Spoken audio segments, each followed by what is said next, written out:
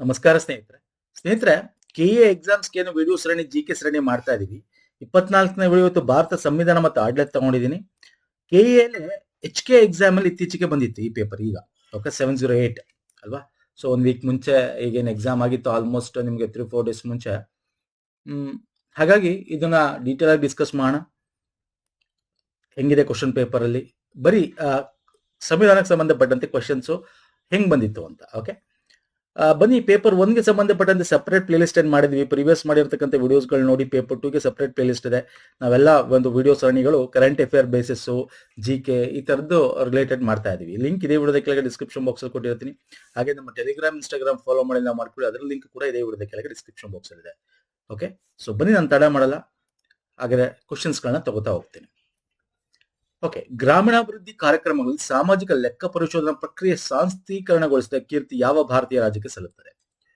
Okay, ಅಂದ್ರೆ ಗ್ರಾಮೀಣಾಭಿವೃದ್ಧಿ ಕಾರ್ಯಕ್ರಮ ಅಂದ್ರೆ ಏನು, ಯಾರು ಮಾಡ್ತಾರೆ? Panchayat level. Okay, grass root level ಅಂತ ಕರಿತೀವಿ. ಅಂದ್ರೆ ನಿಮ್ಗೆ ಸಾಮಾಜಿಕ ಲೆಕ್ಕ, ಸೋಷಿಯಲ್ ಆಡಿಟ್. ಓಕೆ, ಜನರಿಂದ ಅಂದ್ರೆ ಕೆಳಗಡೆಯಿಂದ ಜನರಿಂದ ಸಾಮಾಜಿಕವಾಗಿ ಆಡಿಟ್ ಮಾಡ್ಕೊಂಡ ಪ್ರಕ್ರಿಯೆ ಒಂದು ಇನ್ಸ್ಟಿಟ್ಯೂಷನಲೈಸೇಷನ್, ಸ್ಥಾಂತಿಗೊಳಿಸಿದ ಮೊದಲ ರಾಜ್ಯ ಯಾವುದು ಅಂತ. ಓಕೆ, ಇದು ಸಿಂಪಲ್ ಕ್ವಶನ್. ಈಗ ಫಾರ್ ಎಕ್ಸಾಂಪಲ್ ಪಂಚಾಯತ್ ನ ಫಸ್ಟ್ ಪಂಚಾಯತ್ ಎಲ್ಲಿ ಸ್ಥಾಪನೆ ಮಾಡಿದ್ರು ಅಂತ ಎಲ್ಲಿ ಹೇಳ್ತೀರಾ? ಯಾವ ರಾಜ್ಯ ಹೇಳ್ತೀರಾ ಹೇಳಿ ನೋಡೋಣ, ಅಲ್ವಾ ಸರ್? ಕಣ್ಣು ಮುಚ್ಕೊಂಡು ಟಿಕ್ ಹಾಕಿ. ರಾಜಸ್ಥಾನ್ ಅಂತ, ಅಲ್ವಾ ಸರ್? 1999ರಲ್ಲೇ ಅವರು ಇದನ್ನ ಸ್ಟಾರ್ಟ್ ಮಾಡ್ತಾರೆ. ಅದಾದ್ಮೇಲೆ ಆಂಧ್ರ ಪ್ರದೇಶದಲ್ಲಿ ಸ್ಟಾರ್ಟ್ ಮಾಡ್ತಾರೆ 2011ರಲ್ಲಿ. ಅದಾದ್ಮೇಲೆ ಮೇಘಾಲಯ ಕೂಡ ಒಂದು Meghalaya community participation public service social audit act ಅಂತ ಹೇಳಿ ಕೂಡ 2017 ಸ್ಟಾರ್ಟ್ ಮಾಡ್ತಾರೆ. ಸೊ ಫಸ್ಟ್ ಮಾಡಿದ್ದು Rajasthan. So option 2 is the right answer. Okay, next ಬರ್ತೇನೆ. ಪ್ರತಿ ವರ್ಷವೂ ವಿಚಕ್ಷಣಾ ಜಾಗೃತಿ ಸಪ್ತಾಹ, ವಿಜಿಲೆನ್ಸ್ ಅವೇರ್ನೆಸ್ ವೀಕ್ ಅಂತ ಕರಿತೀವಿ. ಯಾವ ತಿಂಗಳಲ್ಲಿ ಮಾಡ್ತೀವಿ ನೋಡಿ. ಈ ಕ್ವಶನ್ ಬೇರೆ ಬೇರೆ ರೀತಿ ಕೇಳ್ತೇನೆ ನಾನು, ದಯವಿಟ್ಟು ಅರ್ಥ ಮಾಡ್ಕೊಳ್ಳಿ ಸ್ನೇಹಿತರೆ.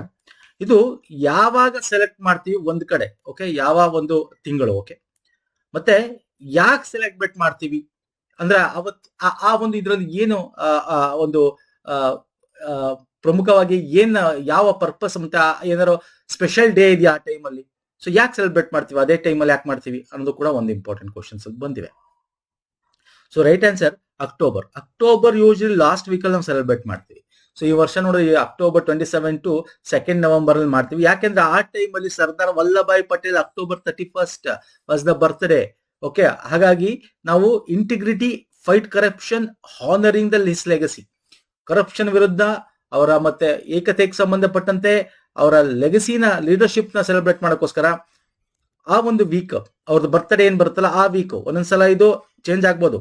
ಒಂದ್ಸಲ ನಿಮಗೆ ಅಕ್ಟೋಬರ್ 31 ಯಾವಾಗ ಬರುತ್ತೆ ಅದ್ರ ಮೇಲೆ ಒಂದ್ಸಲ 25ಕ್ಕೆ ಆಗ್ಬೋದು. ಅಂದ್ರೆ last week of that nearby. Okay, so ಅವಾಗ ನಾವು ವಿಜಿಲೆನ್ಸ್ ಅವೇರ್ನೆಸ್ ವೀಕ್ ಅಂತ ನಾವು ಸೆಲೆಬ್ರೇಟ್ ಮಾಡ್ತೀವಿ. So October is the right answer.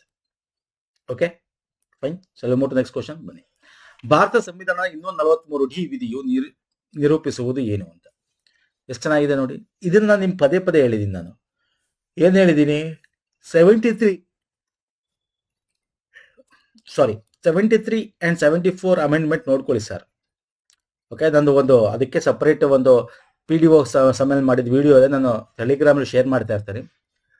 ಆ ಕ್ವಶನ್ ತಗೊಂಡಾಗ ಎಕ್ಸ್ಪ್ಲೇನ್ ಕೂಡ ಮಾಡಿದ್ದೀನಿ. ಪ್ರೀವಿಯಸ್ ಜಿಕೆ ನಮ್ಮ ಬೇರೆ ಪ್ಲೇ ಲಿಸ್ಟ್ ಅಲ್ಲಿ ಹೋಗಿ ನೋಡಿ, 100+ ವಿಡಿಯೋಸ್ ಇದೆ.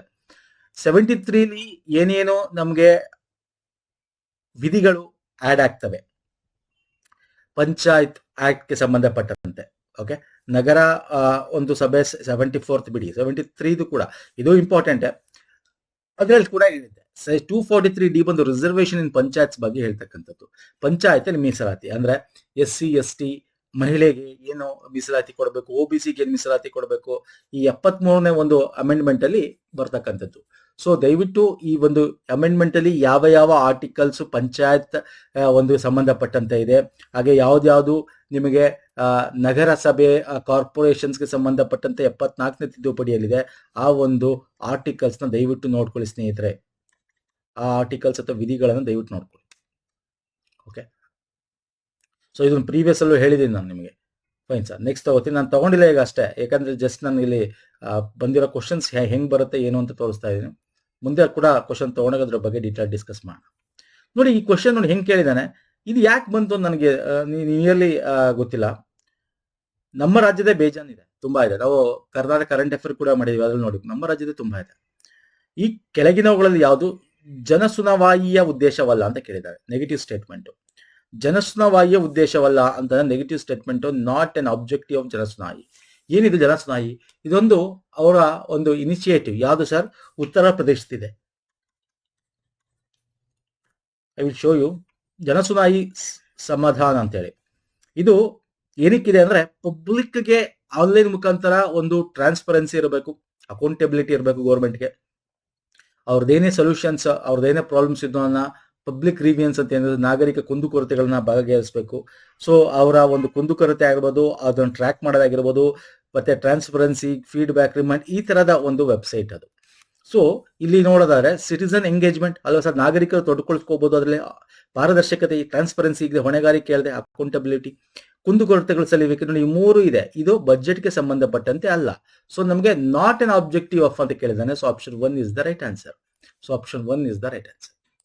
ಎಲ್ಲ ಅಲ್ಲ ಅನ್ನೋದ್ರೆ ಆಪ್ಷನ್ 1. ಯಾಕಂದ್ರೆ ಇದು ನಮ್ದೇ ನೋಡಿ, ನಮ್ದೇ ಈಗ ನಿಮಗೆ ತುಂಬಾ ಇದೆ ವೆಬ್ಸೈಟ್ಗಳು ಗ್ರಾಮೀಣಾಭಿವೃದ್ಧಿಗೆ ಸಂಬಂಧಪಟ್ಟಂತೆ, ಮತ್ತೆ ಜನರ ಕುಂದುಕೊರತೆಗಳನ್ನು ಮಾಡಕ್ಕೆ ಇವಾಗೆಲ್ಲ ಈ ಖಾತಾ ಬಂದಿದೆ, ಎಲೆಕ್ಟ್ರಾನಿಕ್ ಖಾತಾ, ಅದಕ್ಕೆ ಸಂಬಂಧಪಟ್ಟಂತೆ. ಸೊ ಇವೆಲ್ಲ ತುಂಬಾ ವೆಬ್ಸೈಟ್ಸ್ಗಳು ನಮ್ದ್ರಲ್ಲೇ ಮಾಡಿದ್ರೆ ಅದೆಲ್ಲ ಕೇಳಬಹುದು ಎಕ್ಸಾಮ್ ಅಲ್ಲಿ. ಅವೆಲ್ಲ ನೋಡ್ಕೊಳ್ಳಿ, ಕೇಳುವಂತ ಚಾನ್ಸಸ್ ಇದೆ ಅಪ್ಕಮಿಂಗ್ ಎಕ್ಸಾಮ್ಗಳಲ್ಲಿ. ಬೇರೆ HK ಆಯ್ತು, ಈಗ ಬೇರೆ RPC ನಾನ್ HK ಕೇಳ್ಬೋದು, ಬೇರೆ ಡಿಪಾರ್ಟ್ಮೆಂಟಲ್ ಎಕ್ಸಾಮ್ಗಳಲ್ಲಿ ಬೇರೆ ಬೇರೆ ಇದೆಯಲ್ಲ. ಸೊ ಅದರಲ್ಲೂ ಕೂಡ ಕೇಳ್ಬೋದು GK. ನೆಕ್ಸ್ಟ್ ಬರ್ತೇವೆ. ಭಾರತದಲ್ಲಿ ಸಂಸದೀಯ ಸ್ವರೂಪದ ಸರ್ಕಾರವು ಈ ಕೆಳಗಿನವುಗಳಲ್ಲಿ ಯಾವುದರ ಉಪಸ್ಥಿತಿಯಿಂದ ಬಲಗೊಳ್ಳುತ್ತದೆ? ಇದು ಅಲ್ಟಿಮೇಟ್ ಕ್ವಶನ್. ಬಟ್ ಇಲ್ಲಿ ನೋಡ್ತಾ ಇದ್ರೆ ನಿಮಗೆ ಎಸ್, ನಮ್ಮ ಸಂಸದೀಯ ಸರ್ಕಾರ ಅಂದ ತಕ್ಷಣ ಅಲ್ಲಿ ದ್ವಿಸದನ ಶಾಸಕಾಂಗನೂ ಬರುತ್ತೆ ಅಲ್ಲ ಸರ್. ಸಂಸದೀಯದಲ್ಲಿ ನಮ್ದ್ರಲ್ಲಿ ಭಾರತೀಯ ಅಂತ ಕೇಳಿದ್ದಾನೆ ನೋಡಿ. ಪಾರ್ಲಿಮೆಂಟರಿ ಫಾರ್ಮ್ ಆಫ್ ಗೌರ್ಮೆಂಟ್ ಅಂದ ತಕ್ಷಣ ನಮ್ಮ ಪಾರ್ಲಿಮೆಂಟ್ ಒಂಥರ ನಿಮಗೆ ಹೇಳೋದು, ಬೇರೆ ಕಡೆದು ಪ್ರಜಾಪ್ರಭುತ್ವದ ಬೇರೆ ಬೇರೆ ಬೇರೆ ತರ ಇರುತ್ತೆ. ಬಟ್ ಇಲ್ಲಿ ಭಾರತೀಯ ಅಂತ ಸ್ಪೆಸಿಫೈ ಮಾಡಿದ್ದಾರೆ. ಸೊ ಹಾಗಾಗಿ ದ್ವಿಸದನ ಶಾಸಕಾಂಗ ಕೂಡ ಕರೆಕ್ಟೇ. ಬಟ್ ಇದೆಲ್ಲದಕ್ಕಿಂತ ಯಾವುದರ ಉಪಸ್ಥಿತಿಯಿಂದ ಬಲಗೊಳ್ಳುತ್ತದೆ ಅಂತ, ಈ ಎಲ್ಲದಕ್ಕೆ ನಾನು ನಿಮ್ಗೆ ಪದೇ ಪದೇ ಹೇಳ್ತೈತೆ. ಒಂದ್ಸಲ 2 ಆಪ್ಷನ್ಸ್ ಇರುತ್ತೆ, ಬಟ್ ಅದಕ್ಕಿಂತ ಯಾವ್ದು ಮೋಸ್ಟ್ ಇಂಪಾರ್ಟೆಂಟ್ ಆಪ್ಷನ್ಸ್ ಇರುತ್ತೆ ಅದನ್ನ ಟಿಕ್ ಹಾಕ್ಬೇಕು ನಾವು. ಓಕೆ, ಸೊ ಸ್ವತಂತ್ರ ನ್ಯಾಯ ಹೌದು, ಬಟ್ ಇಲ್ಲಿ ಮಂತ್ರಿಮಂಡಲ ಲೋಕಸಭೆಗೆ ಉತ್ತರದಾಯಿತವಾಗಿರುತ್ತೆ. This is the right answer. A council of minister accountable to Lok Sabha ಅಂತ. ಯಾಕಪ್ಪ ಅಂತಂದ್ರೆ ಪಾರ್ಲಿಮೆಂಟ್ ಅಂದ್ರೆ ಸಂಸದೀಯ ಅಂದ್ರೆ ಶಾಸನ ಸಭೆ, ಶಾಸನ, ವಿಧಾನಸಭೆ, ವಿಧಾನ, ಲೋಕಸಭೆ, ಇವೆಲ್ಲ ಏನಿದೆ. Lok Sabha especially council of minister accountable to Lok Sabha. ಯಾಕೆ ಲೋಕಸಭಾ? ಜನರಿಂದ ಆಯ್ಕೆಯಾಗಿರ್ತಕ್ಕಂಥ ಜನರಿಂದ. ಸೊ ಜನರಿಗೋಸ್ಕರ ಅವರು ಏನಾಗಿರ್ಬೇಕು, ಅಕೌಂಟಬಿಲಿಟಿ ಇರಬೇಕು. ಹಾಗಾಗಿ ರಾಜ್ಯಸಭಾ ಬರಲ್ಲ ಇಲ್ಲಿ, ಲೋಕಸಭಾ. ಸೊ ಹಾಗಾಗಿ bicameral legislation, yes it is a part, but strength ಮಾಡೋದು ಯಾವುದು? A council of ministers accountable to Lok Sabha. Okay, ಒಂದು ನಿಮಗೆ ಕಲೆಕ್ಟಿವ್ ರೆಸ್ಪಾನ್ಸಿಬಿಲಿಟಿ ಅಂತ ಕರಿತೀವಿ. The word is very very important. ಯಾರಿಗೆ ಕಲೆಕ್ಟಿವ್ ರೆಸ್ಪಾನ್ಸಿಬಿಲಿಟಿ ಆಗಿರ್ತಾರೆ? ಲೋಕಸಭಕ್ಕೆ, ಹೌಸ್ ಆಫ್ ದ ಪೀಪಲ್, ಜನರ ಸಭೆ ಅಂತ ಕರಿತೀವಿ, ಕೆಳಮನೆ ಅಂತ ಕರಿತೀವಿ. Okay, dual executive is also correct. Bicameral legislative ಆಗಿರ್ಬೋದು, ಇಂಡಿಪೆಂಡೆಂಟ್ ಜುಡಿಷರಿ, ಇವೆಲ್ಲ correct. But the most accurate answer in this option, ನಾವು 2-3 ಕರೆಕ್ಟ್ ಇದ್ದಾಗಲೂ ಕೂಡ ಮೋಸ್ಟ್ ಅಕ್ಯುರೇಟ್ ಯಾವುದು ಅಂದಾಗ option 4 is the right answer. Okay fine, ಚಲೋ ನೆಕ್ಸ್ಟ್ ಕ್ವಶನ್ ಬನ್ನಿ. 2023ರಲ್ಲಿ ಮಸೂದೆಗಳಿಗೆ ಒಪ್ಪಿಗೆ ನೀಡುವಲ್ಲಿ ರಾಜ್ಯಪಾಲ ಅನಗತ್ಯ ವಿಳಂಬ ಮಾಡೋದನ್ನು ಟೀಕಿಸಲು ಸುಪ್ರೀಂ ಕೋರ್ಟ್ ಯಾವ ಸಂವಿಧಾನ ಅನುಚ್ಛೇದವನ್ನು ಬಳಸಿತು? ನೋಡಿ, ಇದು 2023 ಬೇಕಾಗಿಲ್ಲ ಸರ್. ಏಪ್ರಿಲ್, ಈ ತಿಂಗಳೇ, ಈ ವರ್ಷ ಅಂತ ತಗೊಳ್ಳಿ, ಏಪ್ರಿಲ್ 2025. ಇವೆಲ್ಲ ವೀಕ್ಲಿ ಕರೆಂಟ್ ಅಫೇರ್ ಕವರ್ ಮಾಡಿದೀವಿ. ಹೆಂಗ್ ಕೇಳ್ತಾನೆ ನೋಡಿ. ತಮಿಳ್ನಾಡದೇ ತಗೊಳ್ಳಿ, ಏನ್ ಹೇಳ್ತು ಸುಪ್ರೀಂ ಕೋರ್ಟ್? 2025 ತಗೊಳ್ಳಿ, ಏನ್ ಹೇಳ್ತು ಸುಪ್ರೀಂ ಕೋರ್ಟ್? ತಮಿಳ್ನಾಡಲ್ಲಿ ಆಲ್ಮೋಸ್ಟ್ 2020ರಿಂದ 23 ತನಕ ಯಾವುದೇ ಒಂದು ಬಿಲ್ಗಳನ್ನ ರಾಜ್ಯಪಾಲ ಅಪ್ರೂವ್ ಮಾಡಿರ್ಲಿಲ್ಲ. ಓಕೆ, ಆಗ ಇವರು ಹೈಕೋರ್ಟ್ ಹೋಗ್ತಾರೆ, ಸುಪ್ರೀಂ ಕೋರ್ಟ್ ಹೋಗ್ತಾರೆ. ಅಲ್ಲಿ ಹೇಳುತ್ತೆ ಸುಪ್ರೀಂ ಕೋರ್ಟ್ 2 ಆರ್ಟಿಕಲ್ ಗೊತ್ತಿರಬೇಕು. ಯಾವುದು? ರಾಜ್ಯಪಾಲರಿಗೆ ಸಂಬಂಧಪಟ್ಟಂತೆ ಅನುಚ್ಛೇದ 200 ರಾಜ್ಯಪಾಲರು ಕೇಳಿದಾನೆ.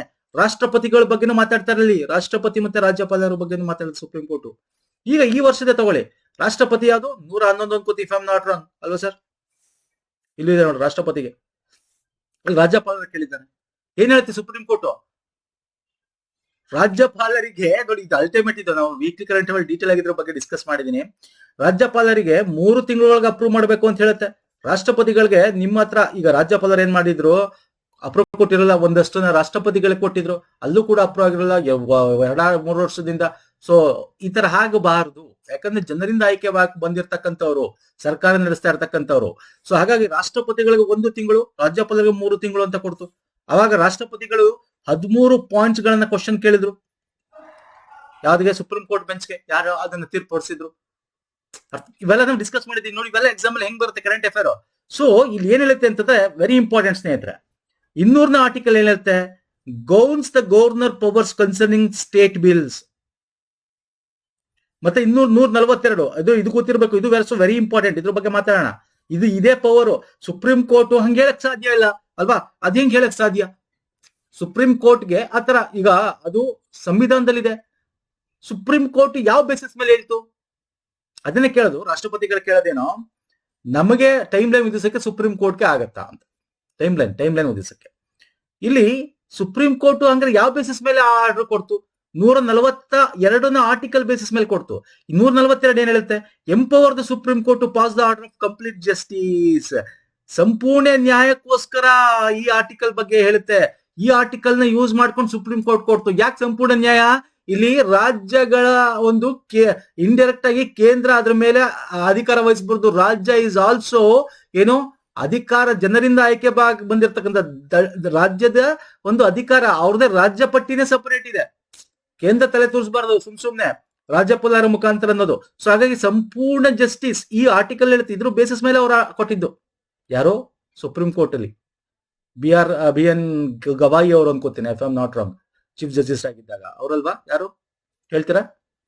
Okay, so this is very important. So ಏನ್ ಹೇಳುತ್ತೆ ಅಂದ್ರೆ supreme court withholding assent ಅಂದ್ರೆ ನೀವು ಬಿಲ್ಗೆ ಅಪ್ರೂವ್ ಕೊಡ್ತಕ್ಕಂಥದ್ದು withholding okay was illegal and erroneous under article 200. ಅಂದ್ರೆ ಇಲ್ಲಿ ನೀವು ಏನ್ ಹೇಳುತ್ತೆ supreme court? I will tell you ನೋಡಿ. President assent to bill 111, 200 governor's assent to bill by state legislative. ಇಲ್ಲಿ ಏನ್ ಹೇಳುತ್ತೆ ಸುಪ್ರೀಂ ಕೋರ್ಟ್? ಡಿಲೇಯಿಂಗ್ ಇದೆಯಲ್ಲ ಅಂದ್ರೆ ಅನ್ಲಿಮಿಟೆಡ್ ಇನ್ ದ ಸೆನ್ಸ್ ತುಂಬಾ ಏನೋ ದಿನಗಳ ಕಾಲ ಇಟ್ಕೊಳ್ಳೋದಿದೆಯಲ್ಲ, ಒಂದು ವೇಟೋ ಅಂತ ಕರಿತೀವಲ್ಲ. The court clarified it doesn't grant an absolute at indefinite veto. ಇಲ್ಲಿದೆ 200ನೇ article. Governs the power concerning state bill ಅಂದ್ರೆ ಅವ್ರು ಅಪ್ರೂವ್ ಮಾಡಬಹುದು ಅಥವಾ ಅದನ್ನ ಕಾಯ್ದಿರಿಸಬಹುದು ಅಥವಾ ಯಾರಿಗೆ ರಾಷ್ಟ್ರಪತಿಗಳಿಗೆ ಕಾಯ್ದಿರಿಸಬಹುದು, ಅವ್ರಿಗೆ ಕಳಿಸಬಹುದು ಅಂತ. ಬಟ್ ಇಟ್ ಡಸಂಟ್ ಮೀನ್ ನೀವು it is grant of absolute indefinite, ತುಂಬಾ ವರ್ಷಗಳ ಕಾಲ ಮಾಡಬಹುದು ಅಂತಲ್ಲ. ಬಿಕಾಸ್ ಅಲ್ಲಿನ ರಾಜ್ಯಕ್ಕೆ, ಅಲ್ಲಿನ ಆಡಳಿತಕ್ಕೆ ಎಫೆಕ್ಟ್ ಆಗುತ್ತೆ ಸುಪ್ರೀಂ ಕೋರ್ಟ್ ಹೇಳುತ್ತೆ. ಸೊ ಇಲ್ಲಿ ಆರ್ಟಿಕಲ್ ನಿಮ್ಗೆ ಏನೇನ್ ಗೊತ್ತಿರಬೇಕು? ಒಂದು ರಾಜ್ಯಪಾಲರಿಗೆ ಸಂಬಂಧಪಟ್ಟಂತೆ ಅಪ್ರೂವ್ ಮಾಡೋದು 200 ಅಥವಾ ಅವರು ಕಾಯ್ದಿರಿಸಬೇಕು ರಾಷ್ಟ್ರಪತಿಗೆ. ಇದು ರಾಷ್ಟ್ರಪತಿಗಳ ಅಪ್ರೂವ್ ಮಾಡಕ್ಕೆ 111 ಗೊತ್ತಿರಬೇಕು. ಮತ್ 142 ಆರ್ಟಿಕಲ್ ಇದು ಗೊತ್ತಿರಬೇಕು. ಇದು ಕೇಳ್ತಾನೆ ಎಕ್ಸಾಮ್ ಅಲ್ಲಿ, ಬೇರೆ ಎಕ್ಸಾಮ್ ಅಲ್ಲಿ. ಸೆಂಟ್ರಲ್ ಗೌರ್ಮೆಂಟ್ ಅಂದ್ರೆ UPSC ಸಂಬಂಧಪಟ್ಟ ಬೇರೆ ಇದರಲ್ಲಿ ಕೇಳಿದಾನೆ ಎಕ್ಸಾಮ್ ಅಲ್ಲಿ. 142ನೇ ಆರ್ಟಿಕಲ್ ಗೊತ್ತಿರಬೇಕು. ಆಯ್ತಾ ಸ್ನೇಹಿತರೆ? Shall we move next question. Yes, ಅಂತಾರಾಜ್ಯ ಮಂಡಳಿ ಯಾವ ಅನುಚ್ಛೇದ ಅಡಿಯಲ್ಲಿ ಸ್ಥಾಪಿಸಲಾಗಿದೆ? Ultimate question. Inter state council, state ಅಥವಾ ಸೆಂಟರ್ ಅಂತ ಕರಿತೀವಿ. ಸೆಂಟರ್ ಆಗಿರ್ಬೋದು, ಸ್ಟೇಟ್ ಅಥವಾ ಸೆಂಟರ್, ಅಥವಾ ಸ್ಟೇಟ್ ಟು ಸ್ಟೇಟ್ ಅಂದ್ರೆ ಇಂಟರ್ ಸ್ಟೇಟ್ ಆಗಿರಬಹುದು. ಯಾವ ಒಂದು ನೋಡಿ ಇದರಲ್ಲಿ 280 ಅಂತೂ ಅಲ್ವೇ ಅಲ್ಲ. 280 ಏನ್ ಹೇಳುತ್ತೆ ಹೇಳಿ?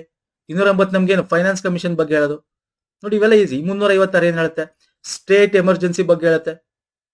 ಇವೆಲ್ಲ ಈಸಿ. 260 ಏನ್ ಹೇಳುತ್ತೆ? Right answer 263. 260 ಏನ್ ಹೇಳುತ್ತೆ? 260 ನಮಗೆ ಏನ್ ಹೇಳುತ್ತೆ ಅಂತಂದ್ರೆ, ಫಸ್ಟ್ 260 ಬಗ್ಗೆ ಮಾತಾಡ್ಬಿಡ್ತೀನಿ. Constitution of Indian grants Indian government authority to undertake executive, legislative and judiciary function. ಹೊರ ರಾಜ್ಯ ಅಂದ್ರೆ ಇಂಡಿಯಾದ ಒಂದು ಗೌರ್ಮೆಂಟ್ಗೆ ಬೇರೆ ರಾಜ್ಯಗಳ ಜೊತೆ ಅದರ ಒಂದು ನ್ಯಾಯ ಅಥವಾ ಶಾಸನ ಅಥವಾ ಕಾರ್ಯಾಂಗದ ಒಂದು ಅಗ್ರಿಮೆಂಟ್ ಮಾಡ್ಕೊಳಕ್ಕೆ ಇರ್ತಕ್ಕಂಥದ್ದು. ಓಕೆ, ಯಾವ ಬೇಸಿಸ್ ಅಲ್ಲಿ ಮಾಡ್ಕೋತಾರೆ? ಹಂಗ್ ಮಾಡ್ಕೋಬಹುದಾ? ಎಸ್, ಮಾಡ್ಕೋಬಹುದು. ಯಾವ ಬೇಸಿಸ್ ಮೇಲೆ? ಆರ್ಟಿಕಲ್ 260 ಮೇಲೆ. ಓಕೆ, 260 ಇದೆಯಲ್ಲ, this is very important. Exam ಅಲ್ಲಿ 263 ಈ question is the right answer. But ಇದರಲ್ಲಿ ನಿಮಗೆ ಇಂಟರ್ ಸ್ಟೇಟ್ ಕೌನ್ಸಿಲ್ ಇದೆಯಲ್ಲ, ಇದ್ರ ಚೇರ್ಮನ್ ಯಾರು ಅದು ಗೊತ್ತಿರಬೇಕು. ಚೇರ್ಮನ್ ಯಾರು ಹೇಳ್ತೀರಾ? ಮತ್ತೆ ಇದು ಯಾವ ಬೇಸಿಸ್ ಮೇಲೆ, ಯಾವ ಒಂದು ಶಿಫಾರಸಿನ ಮೇಲೆ ಮಾಡಿದ್ರು ಅದು ಗೊತ್ತಿರಬೇಕು. ಎಕ್ಸಾಮ್ ಅಲ್ಲಿ ಕೇಳ್ತಾನೆ, ಯಾವ ಕಮಿಟಿಯ ಶಿಫಾರಸಿನ ಮೇಲೆ ಈ ಇಂಟರ್ ಸ್ಟೇಟ್ ಮಾಡಿದ್ರು? 2 ಸ್ಟೇಟ್ ಗಳ ನಡುವಿನ ಒಂದು ಬಗೆಯ ಬೇರೆ ಎನಿಥಿಂಗ್ ಆಗಿರ್ಬೋದು. ಯಾವ ಸ್ಟೇಟ್ ಮೇಲೆ? ಸರ್ಕಾರಿಯ ಕಮಿಷನ್ 1988ರಲ್ಲಿ. ಇದನ್ನ ಎಕ್ಸಿಕ್ಯೂಟಿವ್ ಆರ್ಡರ್ ಮುಖಾಂತರ ಅಂದ್ರೆ ನಮ್ಮ ಒಂದು ಪ್ರಧಾನಮಂತ್ರಿ ನೇತೃತ್ವದ ಮಂತ್ರಿಮಂಡಲ ಸಲಹೆ ಮೇಲೆಗೆ ಒಂದು ಎಕ್ಸಿಕ್ಯೂಟಿವ್ ಆರ್ಡರ್ ಮುಖಾಂತರ ಪ್ರೆಸಿಡೆನ್ಷಿಯಲ್ ಆರ್ಡರ್ ಅನ್ನ ಪಾಸ್ ಮಾಡಿ ಇಂಟರ್ ಸ್ಟೇಟ್ ಕೌನ್ಸಿಲ್ ನ ಮಾಡಬಹುದು. 263 ಇದ್ರ ಬಗ್ಗೆ ಹೇಳುತ್ತೆ. ಇದ್ರ ಚೇರ್ಮನ್ ಪ್ರೈಮ್ ಮಿನಿಸ್ಟರ್ ಆಗಿರ್ತಾರೆ. Members chief minister of the state, ಯಾವ ಒಂದು ಸ್ಟೇಟ್ ಗಳ ಒಂದು ಇದ್ರ ಬಗ್ಗೆ ಇರ್ತಾರೆ, ಅಥವಾ union territory CMs of union territory ಆಗಿರ್ತಾರೆ. ಜೊತೆಗೆ 6 union minister of cabinet rank nominated ಮಾಡಿರ್ತಾರೆ ಪ್ರೈಮ್ ಮಿನಿಸ್ಟರ್. ಅವರು ಇದರ ಇಂಟರ್ ಸ್ಟೇಟ್ ಕೌನ್ಸಿಲ್ ನ ಪಾರ್ಟರ್ ಆಗಿರ್ತಾರೆ. ನೋಡಿದ್ರ, ಇವೆಲ್ಲ ಏನಿದೆಯಲ್ಲ ಸರ್, ಇವೆಲ್ಲ ಇಂಪಾರ್ಟೆಂಟ್. ನಿಮ್ಗೆ ನೆಕ್ಸ್ಟ್ ಎಕ್ಸಾಮ್ಗಳಲ್ಲಿ NHK ಆಗಿರ್ಬೋದು, ಬೇರೆ ಎಕ್ಸಾಮ್ಗಳಲ್ಲಿ ಇದೇ ಕ್ವಶನ್ ನಿಮ್ಗೆ ಏನು ಮಾಡಬೇಕಾಗಿಲ್ಲ, ಒಂದು KE ಏನು ಇದೇ ಕ್ವಶನ್ ನಿಮಗೆ ತಿರುಗಿಸಿ ಇಂಟರ್ ಸ್ಟೇಟ್ ಕೌನ್ಸಿಲ್ ನ ಚೇರ್ಮನ್ ಯಾರು ಅಂತ ಕೇಳ್ಬಿಡ್ಬೋದು. ಅಥವಾ ಇದು ಯಾವ ಒಂದು ಕಮಿಷನ್ ಸಮಿತಿಯ ಶಿಫಾರಸಿನ ಮೇರೆಗೆ ಮಾಡಿದ್ರು ಕೇಳ್ಬಿಡ್ಬೋದು. ಸಿಂಪಲ್. ನೀವು ಕ್ವಶನ್ ನ ಸಾಲ್ವ್ ಮಾಡ್ಬೇಕಾದ್ರೆ ಈ ಕೌನ್ಸಿಲ್ ಏನು, ಯಾವಾಗ ಆಯ್ತು, ಯಾರು ಶಿಫಾರಸ್ ಮಾಡಿದ್ರು, ಇದರ ಚೇರ್ಮನ್ ಯಾರಾಗಿರ್ತಾರೆ, ಅರ್ಥ ಆಗ್ತಿದೆಯಲ್ಲ? ಇವೆಲ್ಲ ಹಿಂಗೆ ನೀವು ಡೀಟೇಲ್ ಆಗಿ ತಿಳ್ಕೋಬೇಕು. Shall we move next question? Yes sir. Next ಬರ್ತೀರಿ. ಡ್ಯಾಶ್ ಪರಿಣಾಮವಾಗಿ ಭಾರತೀಯ ಚುನಾವಣೆಯಲ್ಲಿ ನೋಟಾ ಆಯ್ಕೆಯನ್ನು ಪರಿಚಯಿಸಲಾಯಿತು. ನೋಡಿ, ನೋಟಾ ಬಗ್ಗೆ ಕೇಳಿದ. ನನ್ ಆಫ್ ದ ಎಬೋ ಅಂತೀವಿ. ನೋಟಾ ಅಂದ್ರೆ ಸರ್, ನೋಟಾ ಅಂದ್ರೆ ನನ್ ಆಫ್ ದ ಎಬೋ ಅಂತ ಕರಿತೀವಿ. ಸೂಪರ್ ಕ್ವಶನ್ ಇದು. ಸುಪ್ರೀಂ ಕೋರ್ಟ್ ತೀರ್ಪು 2013 ಒಂದು ಇದ್ರ ಮೇಲೆ, ಕಾನೂನು ಆಯೋಗದ ಶಿಫಾರಸುಗಳ ಮೇಲೆ, ಸಂವಿಧಾನ ತಿದ್ದುಪಡಿ 2000 ಮೇಲೆ, ಚುನಾವಣಾ ಆಯೋಗದ ಸುತ್ತೋಲೆ 2012. ಈಗ ನಾನು ಸಿಂಪಲ್ ಇನ್ನೊಂದು ಕ್ವಶನ್ ಕೇಳ್ತೀನಿ, ಎಕ್ಸಾಮ್ ಅಲ್ಲಿ ಕೇಳ್ಬೋದು. ಈಗ ನೋಡಿ, ಒಂದು ಕಾನ್ಸ್ಟಿಟ್ಯೂನ್ಸಿ ಇದ್ರ ಬಗ್ಗೆ ಮಾತಾಡೋಣ. ಫಸ್ಟ್ ಯಾವ್ದು ಅಂತ ಹೇಳ್ತೀನಿ. ಇನ್ನೊಂದು ವೆರಿ ಇಂಪಾರ್ಟೆಂಟ್, ನೋಟಾ ಅಂದ್ರೆ ಏನು? ನೀವು ಯಾರಿಗೂ ಹಾಕಕ್ ಇಷ್ಟ ಇಲ್ಲ ಅಂದ್ರೆ ನಿಮ್ಮ ಓಟ್ನ ನೋಟಾ ನಾವು ಇದಕ್ಕೆ ಹಾಕ್ಬಹುದು ಅಲ್ವಾ ಸರ್? ಒಂದು ಇದು ಮಾಡಿ ಪ್ರೆಸ್ ಮಾಡಿ ಮೆಷಿನ್ ಅಲ್ಲಿ ಹಾಕ್ತೀರಾ. ಇಲ್ಲಿ ಈಗ ಒಂದು ಎ ಅಂತ ಕಾನ್ಸ್ಟಿಟ್ಯೂನ್ಸಿ ಇದೆ. ಇಲ್ಲಿ ಕಾಂಗ್ರೆಸ್ ಇಂದ ಒಬ್ಬ ನಿಂತಿರ್ತಾನೆ, ಬಿಜೆಪಿ ಇಂದ ನಿಂತಿರ್ತಾನೆ. ಅದನ್ನ ಸುಮ್ಮನೆ ಪಾರ್ಟಿ, ಯಾಕೆಂದ್ರೆ ಈಗ ಕರ್ನಾಟಕ ಅಂತ ತಗೋಣ. ಓಕೆ, JDS 3 ಪ್ರಮುಖ ಪಕ್ಷಗಳು ಅಂತ ಕರಿತೀವಿ. ಕರ್ನಾಟಕ ನಿಂತಿರ್ತಾರೆ. ನೋಟಾ ಕೂಡ ಇರುತ್ತೆ. ಇಲ್ಲಿ ನೋಟಾ ಕೂಡ ಇರುತ್ತೆ. ನೋಟಾ ಕೆಳಗಡೆ ಇರುತ್ತೆ, ನಾನು ಮೇಲ್ಗಡೆ ಬರುತ್ತೀನಿ. ಈಗ ಆ ಕಾನ್ಸ್ಟಿಟ್ಯೂನ್ಸಿ ಅಲ್ಲಿ ಏನಾಗುತ್ತೆ ಅಂದ್ರೆ, ಜನ ಬೇಸತ್ತೋಗ್ಬಿಟ್ಟಿದ್ದಾರೆ ಸರ್, ಬೇಸತ್ತೋಗಿದ್ದಾರೆ. ಈ ನೋಟಾಗ ಹಾಕ್ತಾರೆ. ಈಗ ಒಂದು ಎಕ್ಸಾಂಪಲ್, ಒಂದು 100 ಓಟಲ್ಲಿ ಇದ್ದಾರೆ ಅಂತ ಅನ್ಕೊಳ್ಳಿ. ಎಕ್ಸಾಂಪಲ್ ಅರ್ಥ ಆಗ್ಲಿ ಅಂತ ಹೇಳ್ತಾ ಇದ್ದೀನಿ. 100 ಓಟಲ್ಲಿ ನೋಟಾಗೆ ಒಂದು ಹಾಕಿರ್ತಾರೆ 100 ಜನ ಅಂತ ಅನ್ಕೋಣ. ನೋಟಾಗೆ 50 ಓಟ್ ಬಿದ್ದಿರುತ್ತೆ. ಓಕೆ, ಕಾಂಗ್ರೆಸ್ಗೆ ಒಂದು 10 ಓಟ್ ಬಿದ್ದಿರುತ್ತೆ. ಬಿಜೆಪಿಗೆ ಒಂದು 11 ಓಟ್ ಬಿದ್ದಿರುತ್ತೆ ಅಂದ್ಕೊಳ್ಳಿ. JDSಗೆ ಒಂದು 5 ಓಟ್ ಬಿದ್ದಿರುತ್ತೆ ಅಂತ ಸುಮ್ಮನೆ ಎಕ್ಸಾಂಪಲ್ ಕೊಡ್ತೀನಿ. ಅಥವಾ ಬೇಡ, 100 ಓಟ್ ಅಲ್ವಾ, 50 ಇದೆ, ಇದನ್ನ ಬೇಕಾದ್ರೆ 10 ಮಾಡೋಣ, ಇದನ್ನ ಬೇಕಾದ್ರೆ 20, 30, 21 ಮಾಡೋಣ, ಇದನ್ನ 20 ಮಾಡೋಣ, 41 ಆಯ್ತು, ಇದು 9 ಮಾಡೋಣ. ಓಕೆ, ಆಸ್ ಪರ್ ದ ಲೋಕಸಭೆ ಬಗ್ಗೆ ಪ್ಯಾಟರ್ನ್ ಇಟ್ಕೊಂಡು ಹೇಳಿದ್ದೀನಿ. ಆಮೇಲೆ ಇವ್ರು ಬಿಜೆಪಿ ಸಪೋರ್ಟ್, ಇವ್ರು ಕಾಂಗ್ರೆಸ್ ಸಪೋರ್ಟ್, ಹಂಗಲ್ಲ. ಕಾಂಗ್ರೆಸ್ನ 21 ಮಾಡ್ಕೊಳ್ಳಿ, ಬಿಜೆಪಿನ 20 ಮಾಡ್ಕೊಳ್ಳಿ, JDSನ 9, ಬೇಕಾದ್ರೆ JDSನ ಒಂದು 15 ಮಾಡ್ಕೊಳ್ಳಿ. ನಾನು ಎಕ್ಸಾಂಪಲ್ ಕೊಡ್ತಾ ಇರೋದು, ಆಮೇಲೆ ಹಂಗೆ ಕಮೆಂಟ್ ಹಾಕ್ಬೇಡಿ. ಫೈನ್. ಇಲ್ಲಿ ನೋಟಾಗಿ ಜಾಸ್ತಿ ಬಿದ್ದಿದೆ. ಹಂಗಾರೆ ಯಾರು ಸರ್ ಅಲ್ಲಿ ಎಲೆಕ್ಷನ್, ಯಾರು ಗೆದ್ರು? ನೋಟಾ ಗೆದ್ರು ಅಂದ್ರೆ ಏನರ್ಥ? ಎಲೆಕ್ಷನ್ ಕಮಿಷನ್ ಆಫ್ ಇಂಡಿಯಾ ಹೇಳುತ್ತೆ, ECA election commission of India ಹೇಳುತ್ತೆ, ನೋಟಾ ಏನಾದ್ರೂ ಜಾಸ್ತಿ ಬಿದ್ರೆ, ಆಕ್ಚುಲಿ ನೋಟಾಗಿ ಏನ್ ಹಾಕ್ತಿರಲ್ಲ, ನನ್ ಆಫ್ ದ ಎಬೋ ಯಾರೋ ಪ್ರೆಸ್ ಮಾಡ್ತೀರಾ, ಇದನ್ನ ಯೂಶಲಿ ಏನಂತ ಕನ್ಸಿಡರ್ ಮಾಡ್ತಾರೆ ಗೊತ್ತಾ? ಅವರು ಇನ್ವ್ಯಾಲಿಡ್ ವೋಟ್ಸ್ ಅಂತ ಕನ್ಸಿಡರ್ ಮಾಡ್ತಾರೆ election commission. This is very important point. ಯಾವುದೇ ಕಾನ್ಸ್ಟಿಟ್ಯೂಷನ್ ಅಕಸ್ಮಾತ್ ನೋಟಾಗೆ ಜಾಸ್ತಿ ಬಿದ್ದಿದ್ರೆ ಹಾಗೇನಾಗುತ್ತೆ? ನೋಟಾಗ ಅಂದ್ರೆ ಯಾರು ಆಯ್ಕೆ ಆಗಲ್ಲ ಅಂತಲ್ಲ, ಇದನ್ನ ಬಿಡ್ತಾರೆ, ಇಟ್ ಇಸ್ ಇನ್ವ್ಯಾಲಿಡ್. ನೆಕ್ಸ್ಟ್ ಪಾರ್ಟಿಗಳಲ್ಲಿ ಯಾವ್ದು ಅತ್ಯಂತ ಹೆಚ್ಚು, ಈಗ ಇಲ್ಲೂ ಪ್ರಕಾರ ನಾನು 20-21 ಇದೆ, ಸೊ ಬಿಜೆಪಿ ಹೆಚ್ಚು, ಸೊ ಬಿಜೆಪಿ ಗೆಲ್ತು ಅಂತ ಹೇಳ್ತಾರೆ. ಅಲ್ಲಿ ಇದು ಗೊತ್ತಿರಬೇಕು. Okay, NOTA it is A invalid vote ಅಂತ ಕನ್ಸಿಡರ್ ಮಾಡ್ತಾರೆ. ಇದು ಇಲ್ಲಿಗೆ ಬರ್ತಾರೆ. ಇದು ಇತಿಹಾಸ ಇದೆ. ಆಕ್ಚುಲಿ ಫಸ್ಟ್ ಹೇಳೋದು ನಿಮಗೆ 1999 ಅಲ್ಲಿ ಲಾ ಕಮಿಷನ್ ಹೇಳುತ್ತೆ, ನೆಗೆಟಿವ್ ಒಂದು ಇದ್ರ ಇಂಪ್ಯಾಕ್ಟ್ ಕಾನ್ಸೆಪ್ಟ್ ಬೇಕು ವೋಟಿಂಗ್ ಇದರಲ್ಲಿ, ಹಾಗಾಗಿ ಈ ತರದ್ದು ಬೇಕು ಅಂತ ಹೇಳಿರುತ್ತೆ. ಬಟ್ ಇದು ಫೈನಲಿ ಆಗೋದು 2013 ಸುಪ್ರೀಂ ಕೋರ್ಟ್ ಡೈರೆಕ್ಟ್ ಮಾಡುತ್ತೆ ಎಲೆಕ್ಷನ್ ಕಮಿಷನ್ ಮನೆಗೆ, ನೋಟಾ ಇರಬೇಕು ಓಕೆ ಅಂತ ಹೇಳಿ, ಸೀಕ್ರೆಸಿ ಆಫ್ ವೋಟರ್ ಚಾಯ್ಸ್ ಇರಬೇಕು ಅಂತ ಹೇಳಿ. ಓಕೆ, ಆಗ ಇದ್ರ ಬಗ್ಗೆ ಕೇಸ್ಗಳು ನೋಡಿ. ಇದು ಯಾವಾಗ ಬರುತ್ತೆ ಈ ತರದ್ದು ಸುಪ್ರೀಂ ಕೋರ್ಟ್ ಹೇಳೋದು ಅಂದ್ರೆ, people union for civil liberties supreme court ನ 2004 ಅಪ್ರೋಚ್ ಮಾಡಿರುತ್ತೆ ಇದ್ರ ಬಗ್ಗೆ.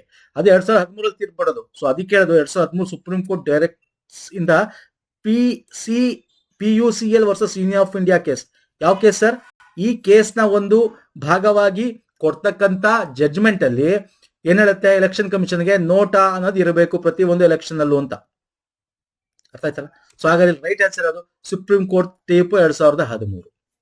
ಓಕೆ, ಇದಾದ್ಮೇಲೆ ಫಸ್ಟ್ ಟೈಮ್ ನೋಟಾ ಅಂತಕ್ಕಂಥದ್ದು ಅಸೆಂಬ್ಲಿ ಎಲೆಕ್ಷನ್ ಅಲ್ಲಿ 2013 5 ಸ್ಟೇಟ್ ಅಸೆಂಬ್ಲಿ ಎಲೆಕ್ಷನ್ ನಡೆಯುತ್ತೆ. ಛತ್ತೀಸ್ಗಢ, ಮಿಜೋರಾಂ, ರಾಜಸ್ಥಾನ್, ದಿಲ್ಲಿ, ಮಧ್ಯಪ್ರದೇಶ ಅಲ್ಲಿ. ಆಮೇಲೆ 2014 ಜನರಲ್ ಎಲೆಕ್ಷನ್ ಮಾಡ್ತಾರೆ. ಓಕೆ, ಅರ್ಥ ಆಯ್ತಾ? This is the back ground.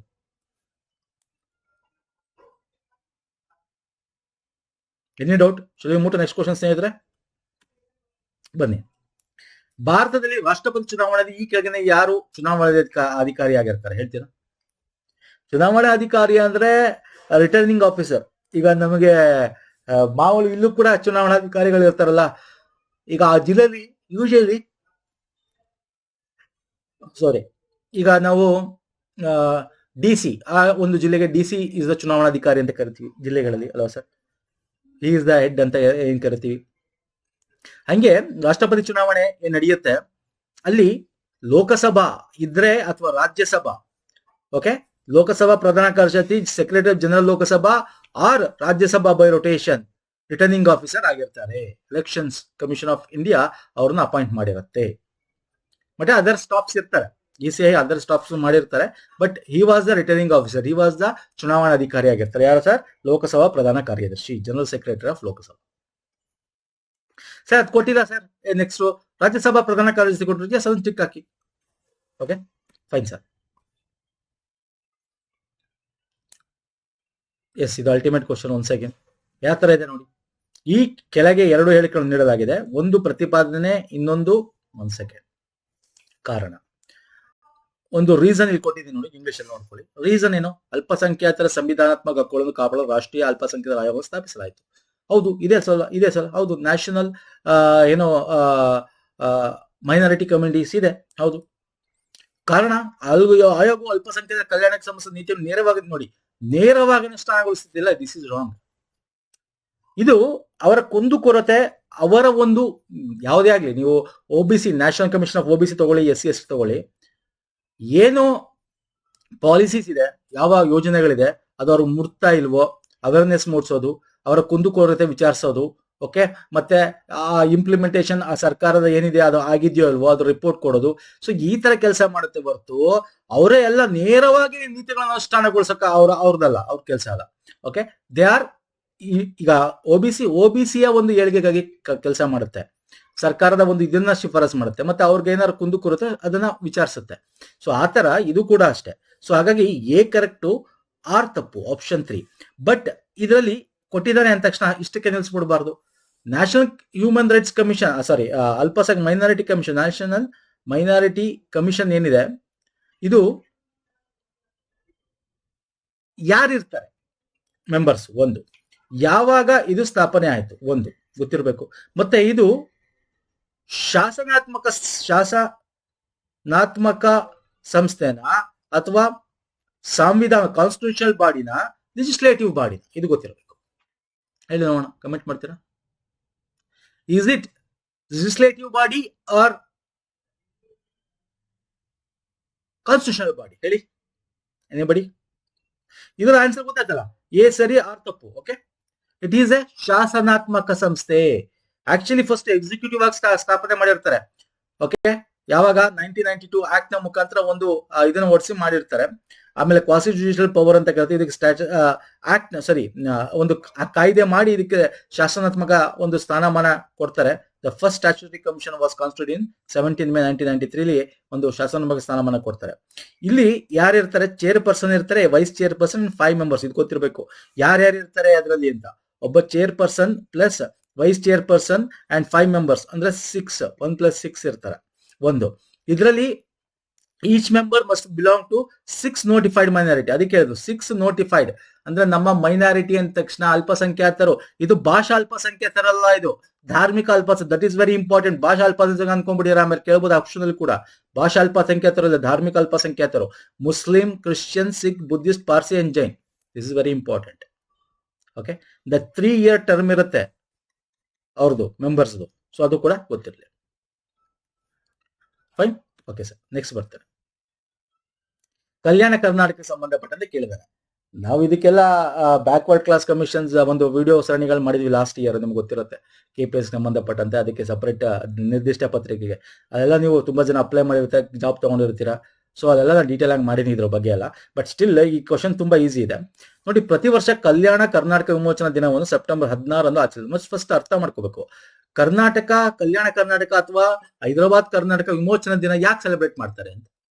September 16 this is wrong. ಇಲ್ಲಿ ಯಾವ ಹೇಳಿಕೆ ಸರಿಯಾಗಿದೆ ಅಂತ ಹೇಳ್ಬೇಕು. This is wrong. ಯಾಕೆ ರಾಂಗು? ಮತ್ತೆ ಏನಕ್ಕೆ ಸೆಲೆಬ್ರೇಟ್ ಮಾಡ್ತೀವಿ ಕಮೆಂಟ್ ಮಾಡಿ. ಓಕೆ, ಹೇಳೋಣ ಅದ್ರ ಬಗ್ಗೆ ಮಾತಾಡೋಣ. ಕಲ್ಯಾಣ ಕರ್ನಾಟಕ ಪ್ರದೇಶ 8 ಜಿಲ್ಲೆಗಳನ್ನು ಒಳಗಿದೆ. 8 ಫಸ್ಟ್ 6 ಇತ್ತು. 6 ಆದ್ಮೇಲೆ ಬಳ್ಳಾರಿನ ಡಿವೈಡ್ ಮಾಡಿದ್ರು, ವಿಜಯನಗರ ಬಳ್ಳಾರಿ ಅಂತ 7 ಆಯ್ತು. ಸೊ 8 ಅನ್ನೋದು ಕೂಡ ತಪ್ಪು ಅಲ್ವಾ ಸರ್? ಇದು ಡೇಟ್ ತಪ್ಪಿದೆ. ಓಕೆ, 1 ಸೆಕೆಂಡ್, ಇದು ಡೇಟ್ ತಪ್ಪಿದೆ.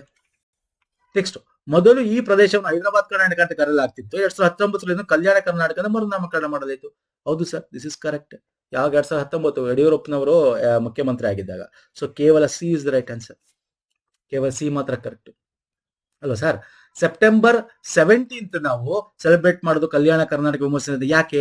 ನಮಗೆ ನೋಡಿ, ಇದು ಹೈದರಾಬಾದ್ ಕರ್ನಾಟಕ, ಇದು ಹೈದರಾಬಾದ್ HK ಅಂತ ಕರಿತೀವಲ್ಲ, ಹೈದರಾಬಾದ್ ಕರ್ನಾಟಕ. ಅದಕ್ಕೆ ನೋಡಿ HK ಕೇಳಿದ್ದಾನೆ ಕ್ವಶನ್, HK ಕ್ವಶನ್ ಪೇಪರ್ ಅಲ್ಲೇ ಕೇಳಿದ್ದಾನೆ. ಹೈದರಾಬಾದ್ ಕರ್ನಾಟಕ ಅಂತ ಯಾಕೆ ಕರಿತೀವಿ? ಅವಾಗ ಇನ್ನು ನಾವು ಮೈಸೂರು ಕಂಪ್ಲೀಟ್ ಕರ್ನಾಟಕ ಏಕೀಕರಣ ಆಗಿರ್ಲಿಲ್ಲ. ಸೊ ಯಾವಾಗ 1947 ಆಗ ಇನ್ನು ನಮಗೆ 1947 ನಮ್ಗೇನು ಇದು ಬಂದಿತ್ತು ಸ್ವತಂತ್ರ. ಹೈದರಾಬಾದ್ ಕರ್ನಾಟಕ ಹೈದರಾಬಾದ್ಗೆ ಬಂದಿರ್ಲಿಲ್ಲ, ನಮಗ್ ಸಿಕ್ಕಿದ್ದು 1948 ಅಲ್ವಾ ಸರ್? 1948 ಯಾಕೆ ಸಿಕ್ತು? ಅವಾಗ ಆಪರೇಷನ್ ಪೋಲೋ ಮಾಡ್ತೀವಿ. ಸೊ ಅವಾಗ ಇದೆಲ್ಲ ಭಾಗ ಏನಾಗಿತ್ತು, ಹೈದರಾಬಾದ್ ನ ಒಂದು ಆಡಳಿತದಲ್ಲಿತ್ತು. ಅವಾಗ ನಾವು ಭಾಷಾವಾರು ಮಾಡಿದಾಗ ಇದನ್ನ ನಮ್ಮ ಇದಕ್ಕೆ ಮಾಡ್ಕೊಳ್ತಕ್ಕಂಥದ್ದು ಅಲ್ವಾ? ಅವಾಗ ಇದಕ್ಕೆ ತುಂಬಾ ಹಿಂದುಳಿದಿದೆ ಅಂತ 371J ಮಾಡಿ ನಾವು ಕೊಡ್ತಕ್ಕಂಥದ್ದು. ಯಾವಾಗ ಸರ್? 2013 ಅಲ್ವಾ? 13-14 2013 ಅನ್ಕೋತೀನಿ, if I am not wrong. ಯಾವಾಗ ಕಾಂಗ್ರೆಸ್ ಸರ್ಕಾರ ಇತ್ತು ಅವಾಗ ಅಲ್ವಾ ಸರ್? 2014 ಅಲ್ವಾ? ಯಾವಾಗ 13-14 ಬಂದಿದ್ದು ಯಾವುದು? ಬಿಜೆಪಿ ಸರ್ಕಾರ, ಮೋದಿ ಸರ್ಕಾರ ಫಸ್ಟ್ ಅನ್ಸುತ್ತೆ ಅಲ್ವಾ? ಅದಕ್ಕಿಂತ ಮುಂಚೆ. ಸೊ ಅವಾಗ 371J ಸ್ಪೆಷಲ್ ಒಂದು ಇದನ್ನ ಕೊಟ್ಟಿರ್ತಕ್ಕಂಥ ಆ ರೀಜನ್ ಡೆವಲಪ್ಮೆಂಟ್ಗೋಸ್ಕರ ಅಲ್ವಾ? ಸಪರೇಟ್ ಬೋರ್ಡ್ ಕೂಡ ಮಾಡಿದ್ದಾರೆ. ಸೊ ಅವಾಗ 6 ಇತ್ತು: ಬೀದರ್, ಕಲಬುರಗಿ, ಯಾದಗಿರಿ, ರಾಯಚೂರು, ಕೊಪ್ಪಳ, ಬಳ್ಳಾರಿ ಅಂತ. ಆಮೇಲೆ ಬಳ್ಳಾರಿ ವಿಜಯನಗರ ಆದ್ಮೇಲೆ 7 ಆಗಿದೆ. ಸೊ ಇದು ಗೊತ್ತಿರಲಿ, ಸಿಂಪಲ್ ಕ್ವಶನ್ ಆಗಿತ್ತು. ಫೈನ್, ಚಲೋ ಮೂವ್ ಟು ನೆಕ್ಸ್ಟ್ ಕ್ವಶನ್ ಬನ್ನಿ ಸ್ನೇಹಿತರೆ. ಓಕೆ, ಇದನ್ನ ಕೇಳಿದ್ರೆ ಇದು ತುಂಬಾ ಈಸಿ ಇದೆ, ಇದೇನೋ ಡಿಫಿಕಲ್ಟಿ ಏನಿರ್ಲಿಲ್ಲ ಇದು. ಈಗ ನೋಡಿ ಹೆಂಗ್ ಈಸಿ ಇದೆ.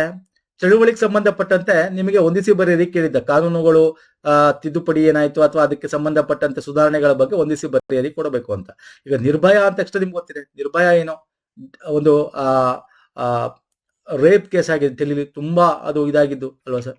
ಸೊ ಏನೋ ಒಂದು ಲಿಂಗಾಧಾರಿತ ದೌರ್ಜನ್ಯ ಅಂತ ಕರಿತೀವಿ ನಿರ್ಭಯ. ಲಿಂಗಾಧಾರಿತ ಅಂದ್ರೆ ನೋಡಿ, gender loss and reform, gender based violence ಆಗೋದು ಅಲ್ವಾ ಸರ್? ಲಿಂಗಾಧಾರಿತ ಅದಕ್ಕೆ. ಫೈನ್, ಒಂದು ಇದು ಗೊತ್ತಾಗಿಲ್ಲ ಬಿಟ್ಟಾಗಿ. ಭೀಮ್ ಆರ್ಮಿ ಈಗ ಗೊತ್ತಿದೆ, ನೀವೆಲ್ಲ ನೋಡ್ತಿದ್ದ. ಭೀಮ್ ಆರ್ಮಿ ಬಂತು. ಈ RSS ಅಂದ ತಕ್ಷಣ ಅವ್ರು ಇದ್ರ ಭೀಮ್ ಆರ್ಮಿನೂ ಕೂಡ ಇದು ಮಾಡ್ಬೇಕು ಅನ್ಕೊ ಬಂದ್ರು. ಯಾರು ಭೀಮ್ ಆರ್ಮಿ? ದಲಿತ ಸಂಘಟನೆಗೆ ಸಂಬಂಧಪಟ್ಟಂತೆ ಇರತಕ್ಕಂಥದ್ದು. ಸೊ ದಲಿತ ಸಂಘಟನೆಗೆ ಸಂಬಂಧಪಟ್ಟ ಇಲ್ಲಿ ದಲಿತ ಹಕ್ಕುಗಳ ಪ್ರತಿಪಾದನೆ ಇದೆ. ಸೊ ಬಿಗೆ 4 ನಿಮ್ಗೆ ಗೊತ್ತಿಲ್ಲ ಅನ್ಕೊಳ್ಳಿ. ಇದಂತೂ ಗೊತ್ತಿಲ್ಲ ಅಂದ್ರೆ ಬಿ ಅಂತೂ ಗೊತ್ತಿರ್ಲೇಬೇಕು ನಿಮ್ಗೆ. ಬಿ ಅಂತೂ ಗೊತ್ತಿರ್ಲೇಬೇಕು. ಸೊ B4 ಎಲ್ಲಿದೆ ಸರ್? ಬಿಗೆ 4 ಇಲ್ಲಿದೆ. So these 2 options are gone. Okay fine. ಇನ್ನು ನಿಮಗೆ ಶಾಹೀನ್ ಬಾಗ್ ಗೊತ್ತಿರಲ್ಲ, ನಾನು ಹೇಳ್ತಾರ ನನ್ಗೆ ಏನು ಗೊತ್ತಿಲ್ಲ, ಸುಮ್ಮನೆ ಬೇಸಿಕ್ ಕಾಮನ್ ಸೆನ್ಸ್ ಇಟ್ಕೊಂಡು ನಾನು ಕ್ವಶನ್ ಸಾಲ್ವ್ ಮಾಡ್ತೀನಿ ಅಂದಾಗ ಆಪ್ಷನ್ಸ್ ಈಸಿ ಕೊಟ್ಟಿರ್ತಾನೆ ಅನ್ನಕ್ಕೆ ನಾನು ಹೇಳ್ತಾ ಇರೋ ಸ್ನೇಹಿತರೆ. KPSC ಅಲ್ಲಿ ಡಿಫಿಕಲ್ಟಿ ಇದ್ದಾಗ ಕ್ವಶನ್ಸ್ ಆಪ್ಷನ್ಸ್ ಈಸಿ ಇರುತ್ತೆ ಅನ್ನೋದು ನಾನು ಪದೇ ಹೇಳ್ತಾ ಇರ್ತೀನಿ. ನಾವು GK ಕ್ವಶನ್ಸ್ ಸಾಲ್ವ್ ಮಾಡ್ಬೇಕಾದ್ರೂ ಕೂಡ. ಇಲ್ಲಿ ನೋಡಿ, ಹಸದೇವ ಅರಣ್ಯದಲ್ಲಿನ ಆದಿವಾಸಿ ಆದಿವಾಸಿ ಅಂದ್ರೆ ಟ್ರೈಬಲ್ ಸಂಬಂಧಪಟ್ಟಂತ ಆಪ್ಷನ್ ಇಲ್ಲಿದೆ. ಅರಣ್ಯ ಹಕ್ಕುಗಳ ರಕ್ಷಣೆ ಮತ್ತು ಬುಡಕಟ್ಟು. ಇಲ್ಲೇ ನೋಡಿ, ಬುಡಕಟ್ಟು ಅಂದ್ರೆ ಡಿಗೆ 2 ಆಗಿರ್ಬೇಕಿದು. ಡಿಗೆ 2 ಅಂದ್ರೇನು? ಡಿಗೆ 2 ಎಲ್ಲಿದೆ ಸರ್? ಆಪ್ಷನ್ ಇಲ್ಲಿದೆ. ಇಲ್ಲಿ ಡಿಗೆ 3 ಇದೆ. ಗಾನ್ ಕೇಸು ಕಣ್ಮುಚ್ಕೊಂಡು ಟಿಕ್ ಹಾಕ್ಬೋದಾ? ನಿಮ್ಗೆ ಏನು ಬೇಕಾಗಿಲ್ಲ, ಕಾಮನ್ ಸೆನ್ಸ್ ಯೂಸ್ ಮಾಡಿ. ಆದಿವಾಸಿ, ಟ್ರೈಬಲ್ಗೆ ಮ್ಯಾಚ್ ಆಗುವಂತದ್ದು ಇದೊಂದೇ ಆಪ್ಷನ್ ಇರೋದು. ಮತ್ತೆ ಭೀಮ್ ಅಂದ ತಕ್ಷಣ ನಮಗೆ ಗೊತ್ತು ದಲಿತ ಸಂಘಟನೆಗೆ ಇದೊಂದೇ ಆಪ್ಷನ್ ಇರೋದು. ಕಾಮ್ ಕಥಮ್ ನಾಟಕ್ ಬಂದ್. ಶಾಹೀನ್ ಬಾಗ್ ನೋಡಿ, ಶಾಹೀನ್ ಬಾಗ್ ಪ್ರತಿಭಟನೆ ಇದೆಯಲ್ಲ, ಇದು ಬಂದು ಪೌರತ್ವ. ನಮ್ಮ CAA ಬಂತಲ್ಲ 2019, ಅದಕ್ಕೆ ಸಂಬಂಧಪಟ್ಟಂತೆ ಮುಸ್ಲಿಂ ವುಮೆನ್ ಒಂದು ಸಂಘಟನೆ ಡೆಲ್ಲಿಯಲ್ಲಿ ಒಂದು ಸ್ಟ್ರೈಕ್ ಮತ್ತೆ ಇದನ್ನ ಮಾಡಿರ್ತಕ್ಕಂಥದ್ದು ಶಾಹೀನ್ ಬಾಗ್ ಪ್ರತಿಭಟನೆ. I will show you. Bhim army ಅಂತಕ್ಕಂಥದ್ದು ಉತ್ತರ ಪ್ರದೇಶದಲ್ಲಿ ಒಂದು ಮೊಬೈಲೈಸ್ ಆಗಿರ್ತಕ್ಕಂಥ ಒಂದು ಭೀಮ್ ಆರ್ಮಿ ಫೌಂಡೇಶನ್ ಅಂತ ಹೇಳಿ, ಮೊಬೈಲೈಸೇಷನ್ ಅಂತ. ದಲಿತ್ ಸ್ಟೂಡೆಂಟ್ ಸೆಲ್ಫ್ ಡಿಫೆನ್ಸ್ ಮತ್ತೆ ಕ್ಯಾಸ್ಟ್ ಡಿಸ್ಕ್ರಿಮಿನೇಷನ್ ಎಜುಕೇಶನ್ ಸಂಬಂಧಪಟ್ಟಂತೆ ಫೋಕಸ್ ಮಾಡಿ ಲೋಕಲ್ ಇಶ್ಯೂ ಫೋಕಸ್ ಮಾಡಿರ್ತಕ್ಕಂಥ ಒಂದು ಇದು ಮಾಡಿರ್ತಕ್ಕಂಥ ಒಂದು ಇದು. ಇನ್ನು ಅಸಡಿಯೋ ಆನಂದ್ ಅಂತಕ್ಕಂಥದ್ದು ಒಂದು ಡೆನ್ಸ್ ಫಾರೆಸ್ಟ್ ಎಲ್ಲಿದೆ, ಇದು ಛತ್ತೀಸ್ಗಢಲ್ಲಿ ಇದೆ. ಅಲ್ಲಿ ಈ ಒಂದು ಕಮ್ಯುನಿಟಿ ಏನಾಗುತ್ತೆ ಅಂತಂದ್ರೆ ಅಲ್ಲಿ ಆ ಫಾರೆಸ್ಟ್ ನ ಹಾಳು ಮಾಡಿ, ಯಾಕಂದ್ರೆ ಸರ್ಕಾರ ಈ ಅದಾನಿ ಅಂತದಕ್ಕೆಲ್ಲ ಕೋಲ್ ಮೈನಿಂಗ್ ಕೊಡ್ತಕ್ಕಂಥ ಅದ್ರ ವಿರುದ್ಧ ಹೋರಾಡ್ತಕ್ಕಂಥದ್ದು. ಆಗ ಆನಂದ್ ಬಚಾವೋ ಸಂಘರ್ಷ ಸಮಿತಿ ಅಂತ ಮಾಡ್ಕೋತಾರೆ.